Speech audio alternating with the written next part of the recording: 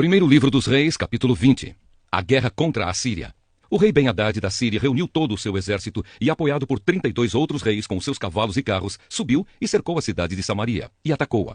Ele enviou alguns mensageiros, os quais entraram na cidade e disseram a Acabe, rei de Israel: o rei Ben-Hadad exige que o Senhor entregue a ele a sua prata e o seu ouro, as suas mulheres e os seus filhos mais fortes. Acabe respondeu: diga ao meu patrão, o rei Ben-Hadad, que eu concordo. Eu e tudo o que tenho somos dele. Mais tarde, os mensageiros voltaram com outro recado do rei Ben-Hadad. Era o seguinte: eu lhe mandei uma mensagem exigindo que você me entregasse a sua prata e o seu ouro, as suas mulheres e os seus filhos. No entanto, amanhã a esta hora, eu vou mandar os meus servidores e eles vão examinar o seu palácio e as casas dos seus servidores. Eles vão tirar tudo aquilo que acharem que tem valor. Então o rei Acabe reuniu todos os líderes do país e disse: vocês estão vendo como esse homem está querendo nos arruinar. Ele mandou um recado exigindo que eu entregasse as minhas mulheres, os meus filhos, a minha prata e o meu ouro, e eu concordei. Os líderes e o povo responderam: não dê atenção a ele, não entregue nada. Então Acabe respondeu aos mensageiros de Ben-Hadad o seguinte: digam ao meu patrão, o rei, que eu concordo com tudo o que ele pediu na primeira vez, porém não posso concordar com o que ele está exigindo agora. Os mensageiros foram embora e entregaram essa resposta. Ben-Hadad tornou a mandar os mensageiros. Eles levaram a seguinte mensagem: que os deuses me matem se eu não arrasar Samaria com um exército tão grande que, se cada soldado levar dela um punhado de terra, a cidade vai desaparecer. O rei Acabe respondeu: digam ao rei Ben-Hadad que um verdadeiro soldado se gaba depois de uma batalha, e não antes. Ben-Hadad recebeu a resposta de Acabe enquanto ele e os outros reis estavam bebendo nas suas barracas. Então deu ordem aos seus soldados para se aprontarem a fim de atacar a cidade, e eles se colocaram em posição de batalha. Enquanto isso, um profeta foi falar com Acabe, rei de Israel, e lhe disse: o Senhor Deus diz o seguinte: você está vendo todo esse enorme exército? Pois hoje eu darei a vitória a você, e então você ficará sabendo que eu sou o Senhor. Quem vai comandar o ataque? Perguntou Acabe. O profeta respondeu: o Senhor diz que os jovens ajudantes dos administradores dos distritos é que devem fazer isso. Quem vai comandar a força principal? Perguntou o rei. O Senhor, ó rei, respondeu o profeta. Então o rei mandou chamar os ajudantes dos administradores dos distritos, que eram 232. Aí o rei convocou o exército israelita, que tinha 7.000 homens. O ataque começou ao meio-dia, quando Ben-Hadad e os seus 32 aliados estavam se embebedando nas suas barracas. Os jovens ajudantes dos administradores avançaram primeiro. Alguns espiões mandados por Ben-Hadad contaram a ele que um grupo de soldados estava saindo de Samaria. Ele ordenou: prendam vivos esses soldados, quer tenham vindo para lutar, quer tenham vindo pedir paz. Os ajudantes dos administradores atacaram primeiro, seguidos pelo exército israelita, e cada um matou o homem contra quem lutava. Os sírios fugiram e os israelitas os perseguiram, mas Ben-Hadad escapou a cavalo, junto com alguns soldados da cavalaria. O rei Acabe saiu, tomou os cavalos e os carros de guerra e derrotou completamente os sírios. Então o profeta foi falar com o rei Acabe e disse: volte, fortaleça o seu exército e faça planos cuidadosos, pois daqui a 1 ano o rei da Síria vai atacar de novo. O segundo ataque dos sírios. Os oficiais do rei Ben-Hadad disseram a ele: os deuses dos israelitas são deuses das montanhas, e foi por isso que os israelitas foram mais fortes do que nós. Mas, se lutarmos contra eles em lugares planos, seremos mais fortes do que eles. Portanto, faça o seguinte: tire os 32 reis do comando e ponha capitães no lugar deles. Depois forme um exército tão grande como aquele que o Senhor perdeu e com o mesmo número de cavalos e carros. Nós lutaremos contra os israelitas nos lugares planos e certamente seremos mais fortes do que eles. O rei Ben-Hadad concordou e seguiu o conselho deles. 1 ano depois, ele convocou os seus soldados e marchou com eles para a cidade de Afeca, a fim de atacar os israelitas. Estes haviam sido convocados e tinham recebido mantimentos. Eles marcharam contra o exército de Ben-Hadad e acamparam em 2 grupos, de frente para os sírios. Os israelitas pareciam 2 pequenos rebanhos de cabras, comparados com os sírios, que estavam espalhados por todo o campo. Um profeta foi falar com o rei Acabe e disse: o que o Senhor Deus diz é o seguinte: os sírios dizem que eu sou um deus das montanhas e não dos lugares planos. Por isso, eu vou dar a você a vitória sobre o enorme exército sírio. E assim você e o seu povo ficarão sabendo que eu sou o Senhor. Durante 7 dias, os sírios e os israelitas ficaram acampados de frente uns para os outros. No 7º dia começou a batalha, e os israelitas, num só dia, mataram 100.000 sírios. O resto fugiu e entrou na cidade de Afeca, e as muralhas da cidade caíram em cima de 27.000 deles. Ben-Hadad também fugiu e entrou na cidade e se escondeu no quarto dos fundos de uma casa. Então os seus oficiais lhe disseram: nós ouvimos dizer que os reis israelitas são bondosos. Por isso, vamos falar com o rei de Israel. Vestiremos roupas feitas de pano grosseiro e amarraremos cordas no pescoço. Talvez assim ele não mate o Senhor. Então eles amarraram roupas feitas de pano grosseiro na cintura e cordas no pescoço e foram falar com Acabe. Eles disseram: o seu escravo Ben-Hadad pede que o Senhor não mande matá-lo. Acabe respondeu: então ele ainda está vivo? Ele é como se fosse meu irmão. Os oficiais de Ben-Hadad estavam esperando por um bom sinal, e quando Acabe falou em irmão, aproveitaram logo essa palavra e disseram: Sim, senhor, Ben-Hadad é seu irmão. Tragam Ben-Hadad aqui para mim, ordenou Acabe. Quando Ben-Hadad chegou, Acabe o convidou para subir no carro com ele. E Ben-Hadad lhe disse: Eu vou devolver a você as cidades que meu pai tomou do seu, e além disso, você poderá pôr um centro comercial em Damasco, como meu pai fez na cidade de Samaria. Acabe respondeu: Se fizermos esse acordo, eu deixarei que você fique livre. Então Acabe fez o acordo com ele e o deixou ir embora. Um profeta condena Acabe. Por ordem do Senhor Deus, um homem do grupo dos profetas pediu a um dos seus companheiros que lhe desse um soco.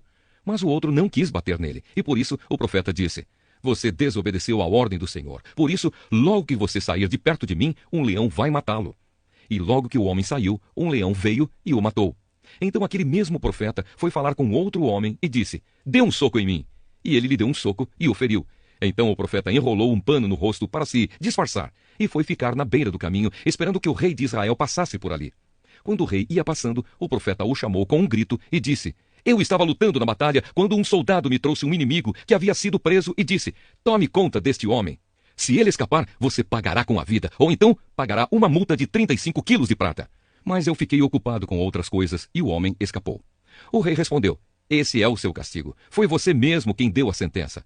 Aí o profeta arrancou depressa o pano do rosto, e o rei Acabe reconheceu que era um dos profetas. Então ele disse ao rei: Esta é a palavra de Deus, o Senhor. Você deixou que escapasse o homem que eu havia ordenado que fosse morto. Portanto, você pagará isso com a vida, e o seu povo será destruído em lugar do povo dele. Então o rei voltou aborrecido e com raiva para sua casa em Samaria. Primeira carta aos Tessalonicenses, capítulo 3. Então não pudemos aguentar mais sem ter notícias de vocês. Por isso, Silas e eu resolvemos ficar sozinhos em Atenas e enviar a vocês o nosso irmão Timóteo. Ele tem trabalhado conosco no serviço de Deus, anunciando o Evangelho de Cristo. Nós o enviamos para animar e ajudar vocês na fé, a fim de que ninguém fique desanimado por causa das perseguições. Vocês mesmos sabem muito bem que elas fazem parte daquilo que Deus quer para nós. Pois quando estávamos com vocês, nós os avisamos que íamos ser perseguidos. E como vocês sabem, isso aconteceu mesmo. Por isso não pude aguentar mais sem ter notícias de vocês e enviei Timóteo para saber como vai a fé que vocês têm.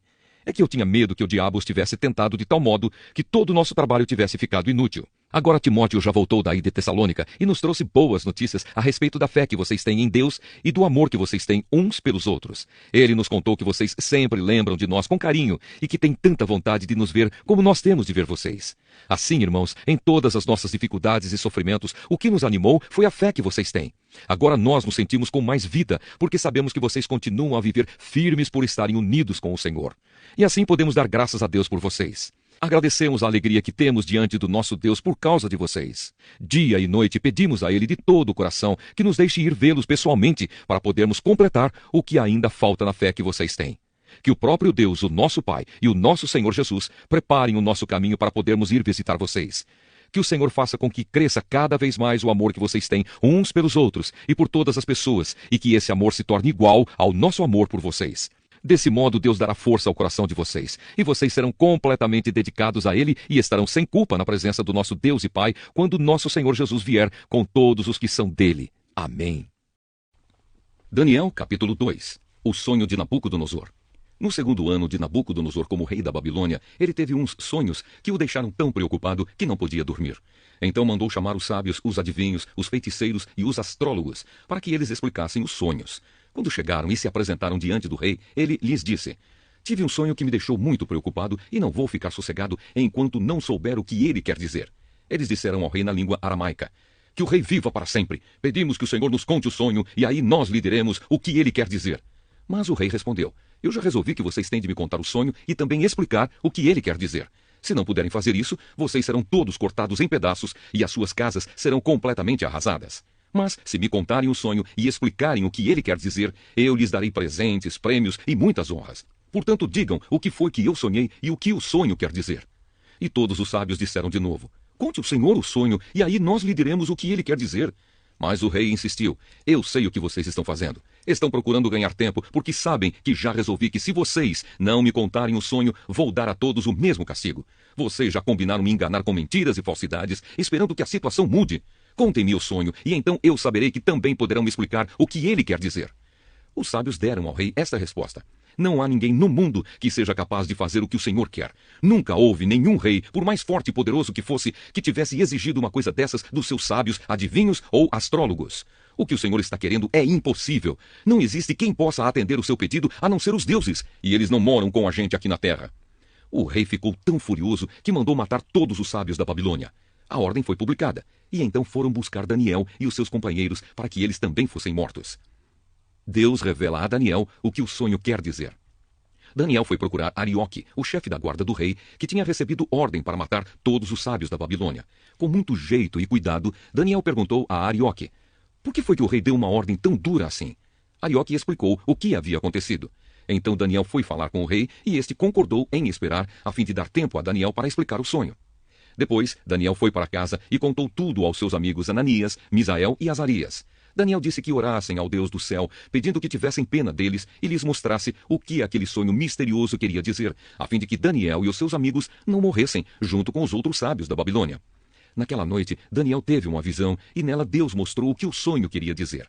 Então Daniel agradeceu a Deus, dizendo: que o nome de Deus seja louvado para sempre, pois dele são a sabedoria e o poder. É ele quem faz mudar os tempos e as estações. É ele quem põe os reis no poder e os derruba. É ele quem dá sabedoria aos sábios e inteligência aos inteligentes. Ele explica mistérios e segredos e conhece o que está escondido na escuridão, pois com ele mora a luz. Ó Deus dos meus antepassados, eu te agradeço e te louvo, pois me deste sabedoria e poder. Tu respondeste à nossa oração, nos mostrando o que o rei quer saber. Daniel explica o sonho ao rei. Aí Daniel foi procurar Arioque, o oficial que tinha recebido ordem do rei para matar os sábios da Babilônia. Daniel disse: Arioque, não mate os sábios. Leve-me para falar com o rei e eu explicarei o sonho que ele teve. Arioque levou Daniel depressa para o lugar onde o rei estava e lhe disse: está aqui comigo um dos judeus que trouxemos como prisioneiros e ele vai explicar o sonho que o senhor teve. O rei perguntou a Daniel, que também era chamado de Beltesazar: você pode contar o meu sonho e explicar o que ele quer dizer? Daniel respondeu: não há sábios, adivinhos, feiticeiros nem astrólogos que possam dar a explicação que o Senhor está exigindo. Mas há um Deus no céu que explica mistérios. Foi por meio do sonho que ele fez o Senhor saber o que vai acontecer no futuro. E agora, ó rei, eu vou explicar o sonho e as visões que o Senhor teve enquanto dormia. O Senhor estava deitado na sua cama e começou a pensar a respeito do futuro. E aquele que explica mistérios mostrou ao Senhor o que vai acontecer. E eu recebi a explicação do mistério, não porque seja o mais sábio de todos os homens, mas a fim de que o Senhor saiba o sentido do sonho que teve e o que querem dizer os pensamentos que passaram pela sua mente, ó rei. O Senhor teve uma visão na qual viu uma estátua enorme de pé, bem na sua frente. A estátua era brilhante, mas metia medo. A cabeça era de ouro puro, o peito e os braços eram de prata, a barriga e os quadris eram de bronze, as pernas eram de ferro, e os pés eram metade de ferro e metade de barro. Enquanto o Senhor estava olhando, uma pedra se soltou de uma montanha sem que ninguém a tivesse empurrado. A pedra caiu em cima dos pés da estátua e o despedaçou. Imediatamente, o ferro, o barro, o bronze, a prata e o ouro viraram pó, como o pó que se vê no verão quando se bate o trigo para separá-lo da palha. O vento levou tudo embora sem deixar nenhum sinal. Mas a pedra cresceu e se tornou uma grande montanha que cobriu o mundo inteiro. Foi este o sonho e agora vou explicá-lo para o Senhor. Ó rei, o Senhor é o mais poderoso de todos os reis, e foi o Deus do céu quem o fez rei. Ele lhe deu poder, autoridade e honra. Ele deu ao Senhor o domínio em todo o mundo sobre os seres humanos, os animais e as aves. O Senhor é a cabeça feita de ouro. Depois do seu reino haverá outro, que não será tão poderoso como o seu. E depois desse reino haverá ainda outro, um reino de bronze, que dominará o mundo inteiro. Depois virá um quarto reino, e este será forte como o ferro, que quebra e despedaça tudo. E assim como o ferro quebra tudo, esse reino destruirá completamente todos os outros reinos do mundo. Na estátua que o Senhor viu, os pés e os dedos dos pés eram metade de ferro e metade de barro. Isso quer dizer que esse reino será dividido, mas terá alguma coisa da força do ferro, pois como o Senhor viu, o ferro estava misturado com barro. Os dedos dos pés eram metade de ferro e metade de barro. Isso quer dizer que o reino, por um lado, será forte, mas, por outro, será fraco. O Senhor, ó rei, viu que o ferro estava misturado com barro, e isso quer dizer que os reis procurarão unir os seus reinos por meio de casamentos. Mas, como o ferro e o barro não se unem, assim também esses reinos não ficarão unidos.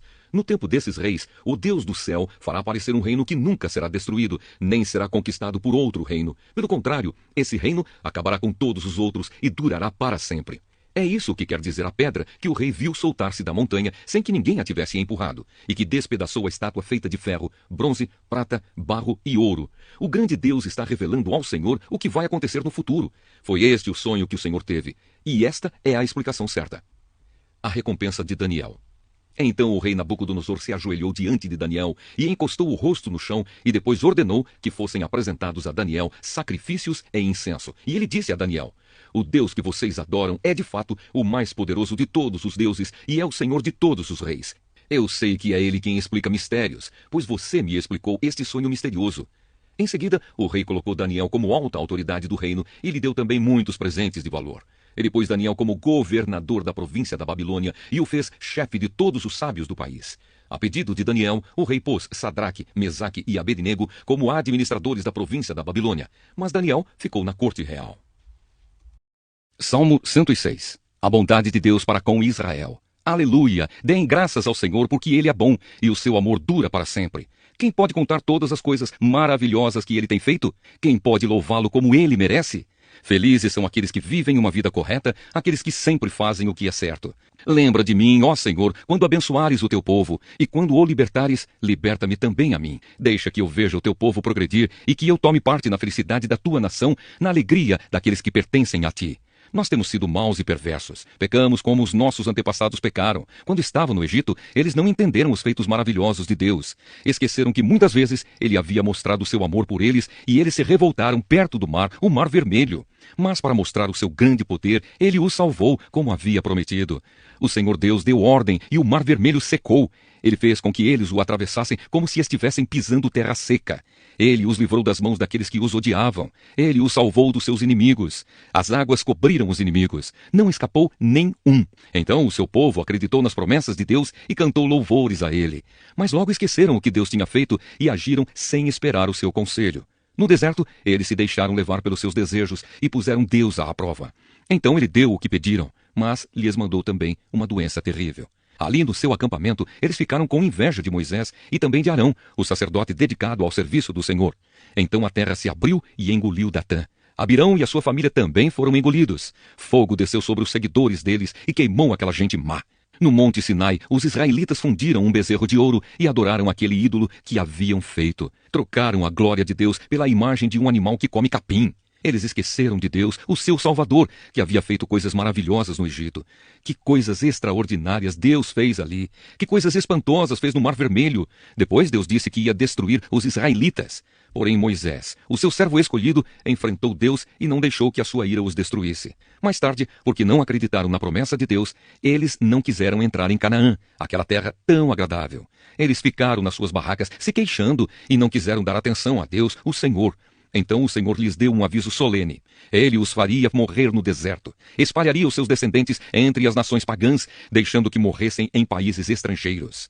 Depois o povo de Deus se ajuntou no Monte Peor para adorar o deus Baal, e eles comeram da carne dos sacrifícios oferecidos a deuses sem vida.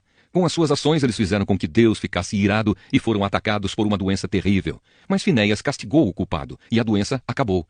Todos têm lembrado dessa boa ação de Finéias, e as gerações futuras nunca esquecerão delas. Depois, nas fontes de Meribá, o povo fez com que Deus ficasse irado, e quem sofreu por causa disso foi Moisés. Eles fizeram com que Moisés ficasse tão irritado que ele disse coisas que não devia. Eles não mataram os pagãos como o Senhor Deus tinha mandado, mas casaram com aquela gente e imitaram os seus costumes pagãos. O povo de Deus adorou ídolos, e por causa disso foi destruído. Eles ofereceram os seus próprios filhos e filhas como sacrifício a deuses pagãos. Mataram aquelas crianças inocentes, os seus próprios filhos e filhas, como sacrifício aos ídolos de Canaã.